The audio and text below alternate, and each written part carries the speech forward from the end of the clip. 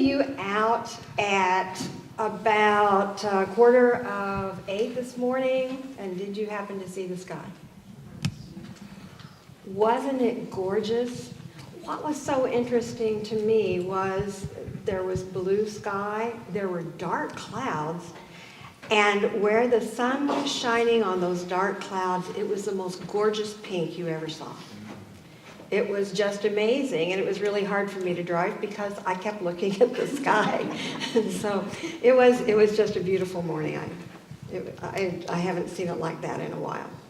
Well, this is the 6th week of our fall program. Can you believe that the 6 weeks has gone by so fast? I can hardly believe it myself. It seemed like when it started, it's like 6 long weeks, and now it's over. And that's how life goes, isn't it? When we are trying to live in the moment by moment, we kind of slow things down a little bit, but most of the time we are in such a rush and in such a hurry that we forget that. We forget to stay in that moment, in that place of the eye of the storm. That place that is constant, that is always there with us.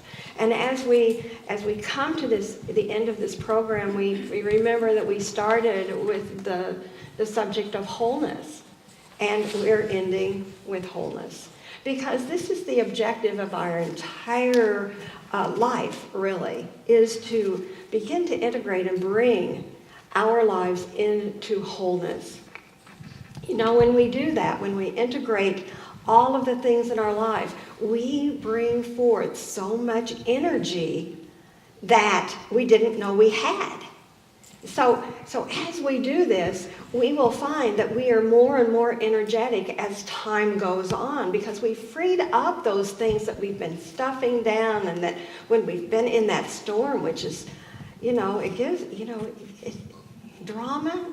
Have you ever noticed how excited you get in drama? But it's wasted energy. And so when we can move to that center, to that eye that is within the storm, we find that we are in a place where we truly are alive, truly alive. And we've talked about how the eye of the storm is that place within us, that place that we all have within us. And it is our spiritual self. And it's what's happening right this moment. But sometimes we just get out of that eye, and it seems to happen a lot when we're driving. Have you noticed that? I have noticed that, we become like different people when we're behind the wheel. So as we're working, on this part of us, we need to remember it in our cars. And a man was driving on a busy street, and he became aware of this impatient driver behind him. She was tailgating him so close that he was afraid that she was going to slam into him when he had to stop quickly for some children who were going across the crosswalk. And as she was stopped there, this woman was so impatient that she was shouting obscenities to him, making rude gestures. She was honking her horn. And oh my gosh, she was just livid. And so she was so furious from being delayed that when it was time to move off, unfortunately, she heard a tap, tap, tap at her window. She looked over, and it was a police officer. And he asked her to step out of the car. He arrested her, took her to the station, fingerprinted her, put her in a cell, and he even had her picture taken. You know what that's for. A couple of hours later, after they checked out the vehicle, and she was told that she could collect her valuables and that she could leave, and she was being released without a charge. Well, she was not happy. And the woman was so indignant at being arrested in the first place, she demanded an apology. And so the officer responsible explained the reason for the mistake. "You see, madam," he said, "I pulled up behind your car while you were sounding your horn and loudly cursing the driver in front of you. Then I noticed the 'Follow Jesus, Not Me' on a sticker on your back window. And I saw 'God is Love' on your bumper. And I saw the Christian symbol of the fish in silver on the back of your trunk. Naturally, I assumed that you had stolen the car."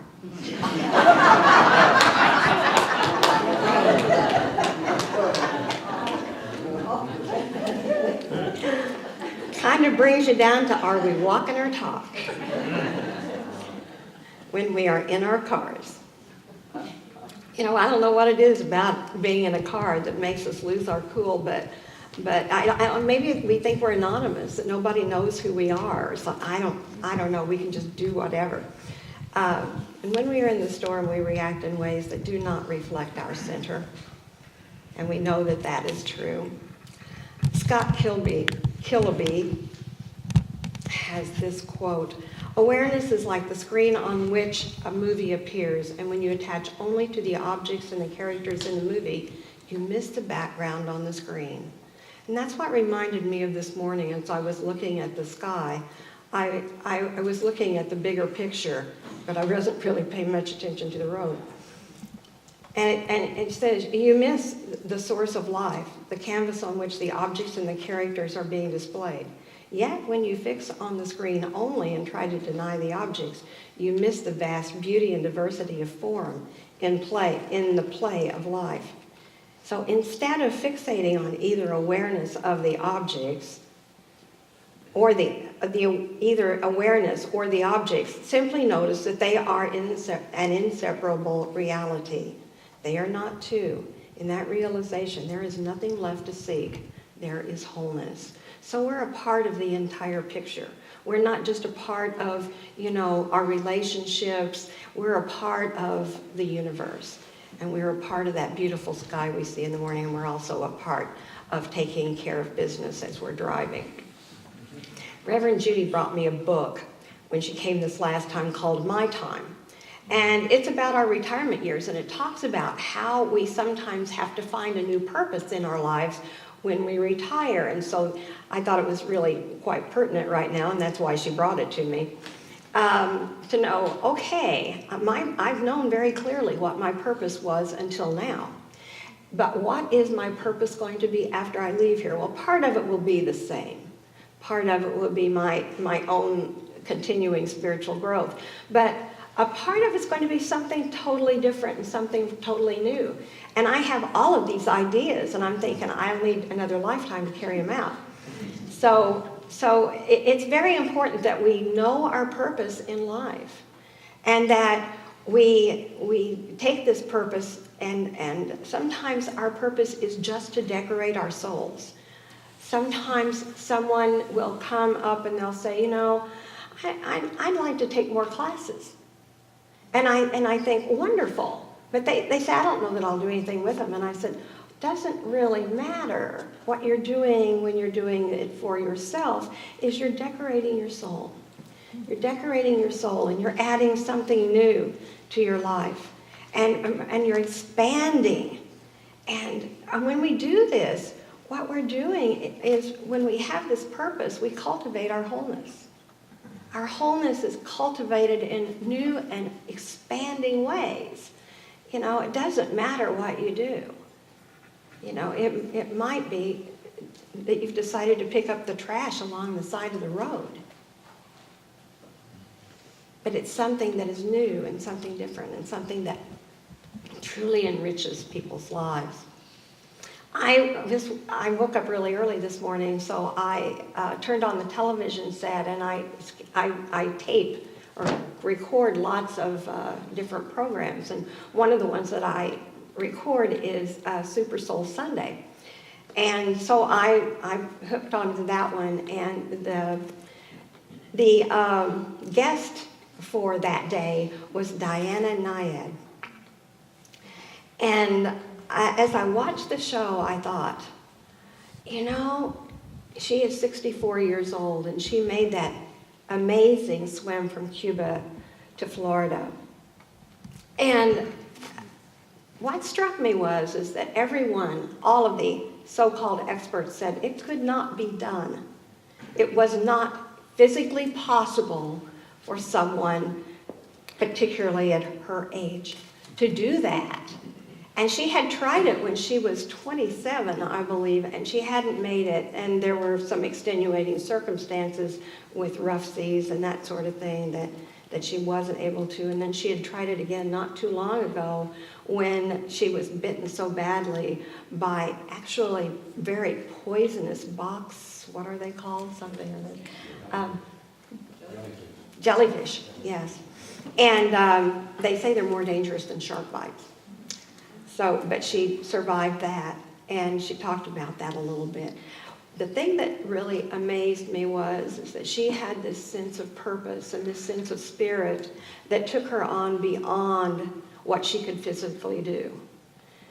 It was her spirit that carried her through. And we talk about the human spirit, and yet we often think we're so small. We are not small. We have a spirit that will take us way beyond anything we ever thought we could do. And so this is something that I want us to remember. I was so impressed by that. It was kind of like an aha moment for me. Nothing new, but all of a sudden I got it. I got it. It's that spirit that is within us that carries us along, that takes us where we need to be. Michael Thiel says, "To be at peace with life, we must find our soul's purpose, for by doing so we cultivate wholeness and create a world of pure spirit." When she was in the water, she created a world of pure spirit.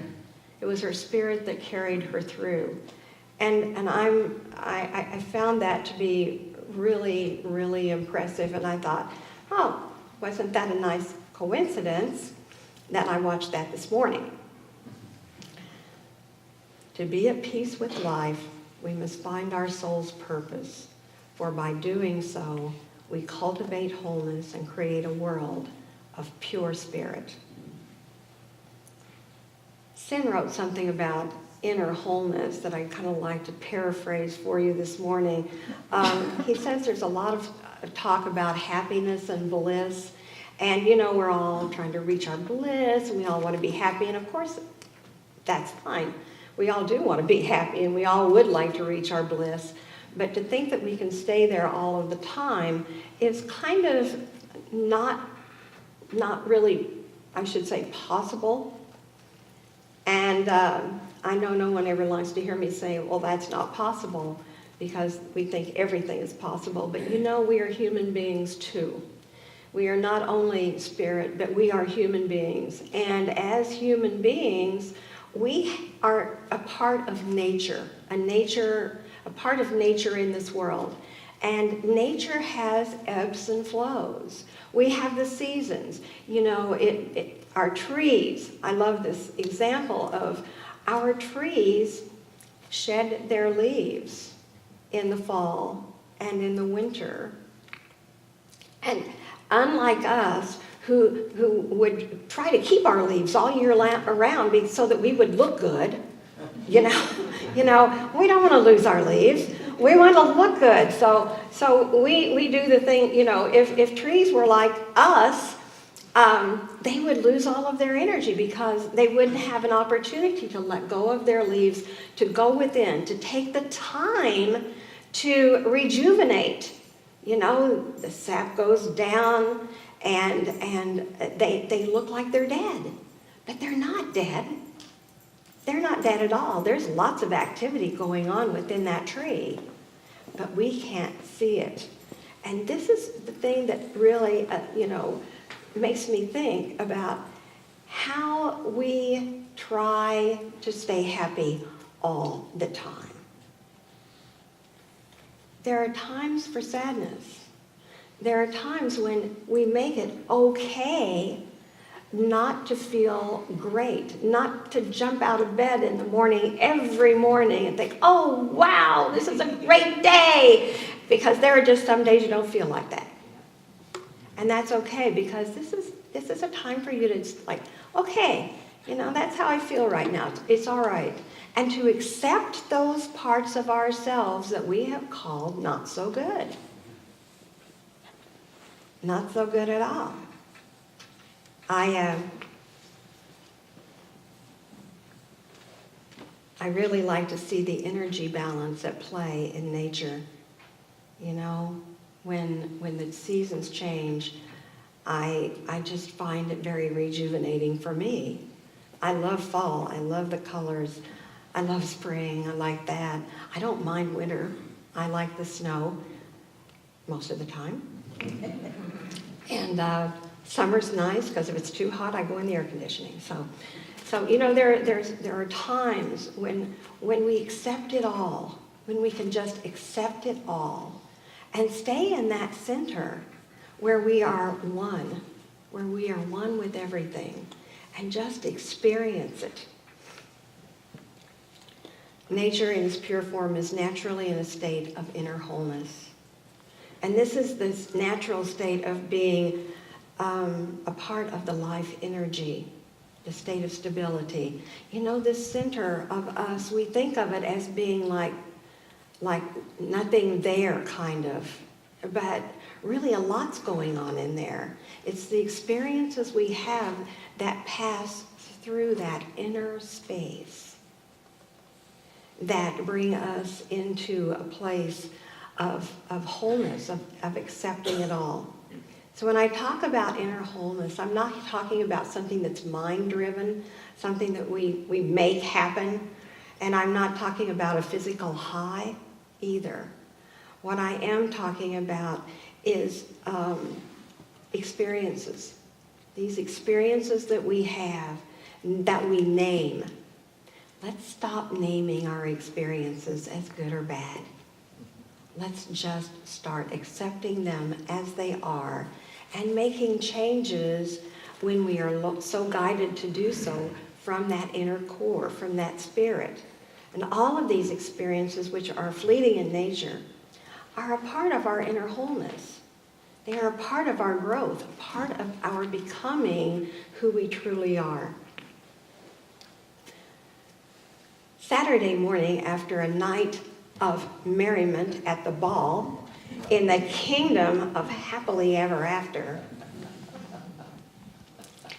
I stayed in bed and dozed off and on until late in the morning.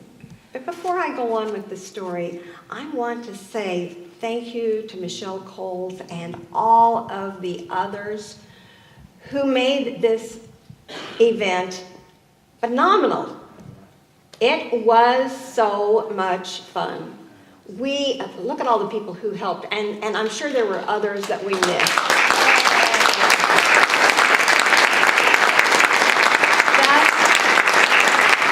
Just absolutely amazing. The set, this room was a set.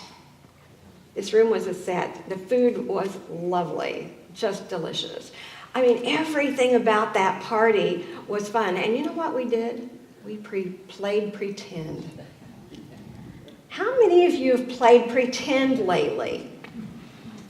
Don't you think it's fun to play pretend and be given permission to do so?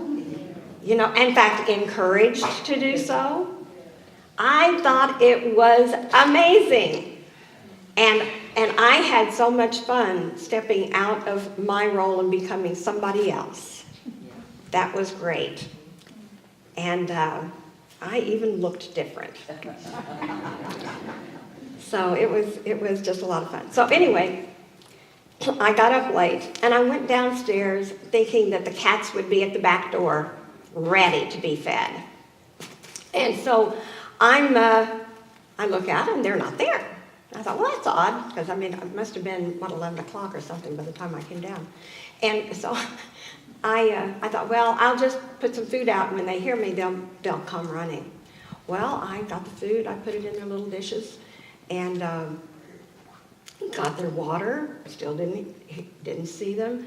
I went back out and I heard this pitiful meowing. Oh my goodness, it was heart-wrenching. This meowing and crying, and oh my goodness, and I looked around and I didn't see him, and I thought, well, I can hear him. Finally, I looked up. They were on top of the pergola in my backyard, and they couldn't figure out how to get down.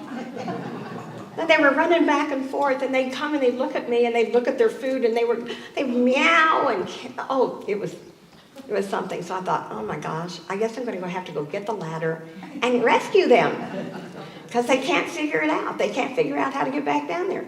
I don't know why they went up there, but they had some lofty reason, I am sure.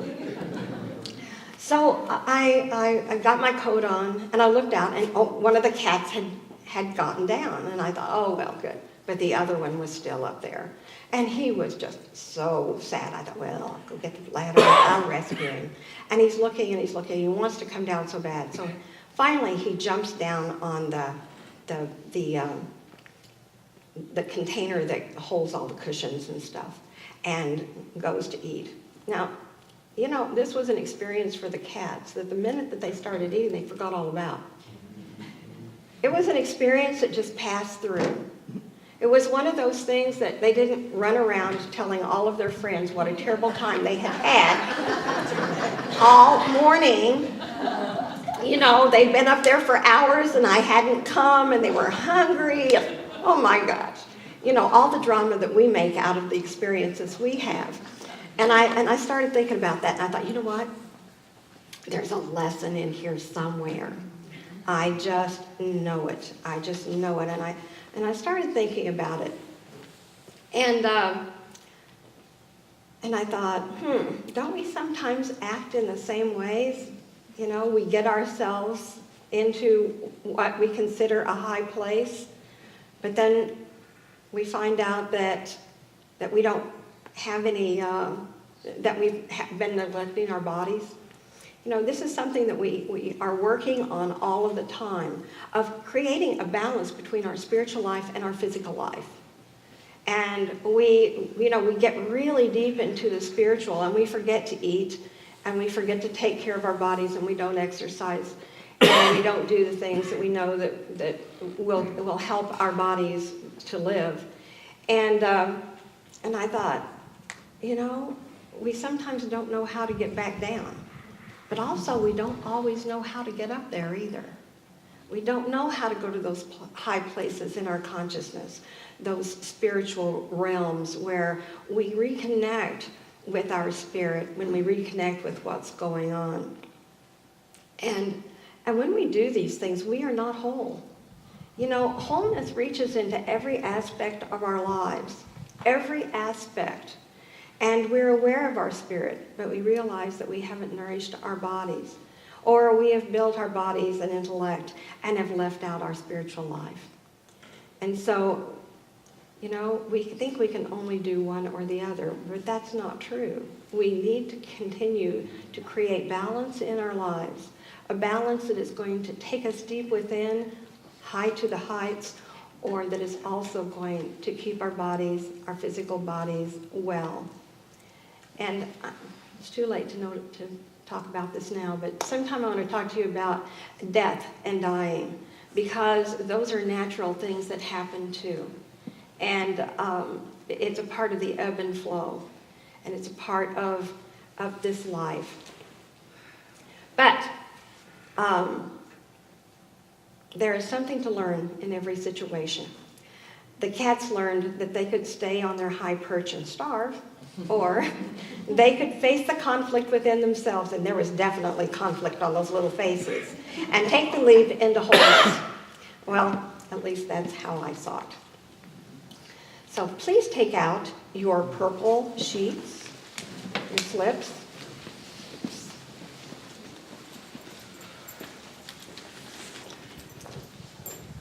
And let's write our name in the blank. And let's affirm this together. Together, I, Barbara, embrace conflict and create peace. I am whole. Life is good. All the time. Yes, indeed. Very good. Don't forget to also take out this sheet of paper. Thank you very much. Oh, thank you. Where was I? Okay. Don't forget to take out the little piece of paper and put it on your bathroom mirror. How many of you have a little line of affirmations on your mirror? Good, good, good, good. Excellent. Pass them to the center aisle. If you don't know that yet, pass them to the center aisle, and it looks like they've pretty much collected them now. I want you to know that you are all here to be peacemakers upon this earth. You know, it's something that we came here to demonstrate. Our fifth principle in unity is to demonstrate what we have learned in our daily lives. And this is our opportunity to do just that. Let's begin to demonstrate what we have learned in our lives. Let's not be like the lady in the car. Let's not forget when we're, in a certain situation, but let us remember that no matter where we are or what we are doing, that we are demonstrating our wholeness and our worth. When we fall into those places, we are not demonstrating our worth. And so remember that the universe supports you in making peace wherever you are and in every storm that comes upon you. No one is against you. No one. Make your pathway to God a demonstration of this truth, for blessed are you who have been called to make peace in a world that longs to know its wholeness and worth, and Godspeed in doing so. God bless you all. Thank you.